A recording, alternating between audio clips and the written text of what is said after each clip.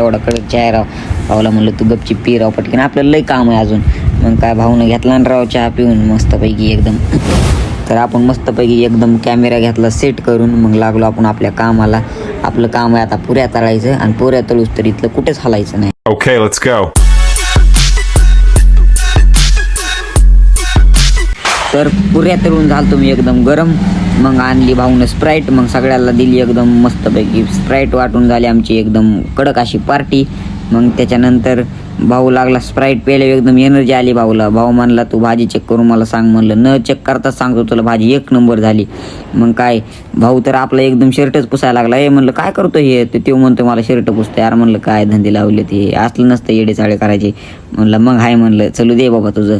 तेवढ्यात मग काळा डॉन म्हणजे आपला शिद्या चालला होता गावाला. शिद्याला म्हणलं नीट जा सांभाळून, कुणी बेन रेस्टीमध्ये उगं. तो म्हणला नाही. मग बाय बाय केलं आणि गेला निघून. तर तो तर गेला निघून, पण आपल्याला काय सुट्टी नाही म्हणलं भाऊला. भाऊ घी भाजी भराय. भाऊनं न विचार करता घेतली भाजी भरायला. तर भाजी बिरणं झाली. मग आपले डबे झाले पॅक. डबे पॅक होऊन वाजले 9:13 झाले. म्हणलं आता उशीर झाला. म्हणलं चला उचला डबे निघा. मग काय उचलले डबे. बरं ते सगळं सोडा, माझं काम तर चलत राहील. पण तुम्हाला जर व्हिडिओ आवडला असला लाईक करा, शेअर करा आणि कमेंट करायला विसरू नका. जय हिंद, जय महाराष्ट्र.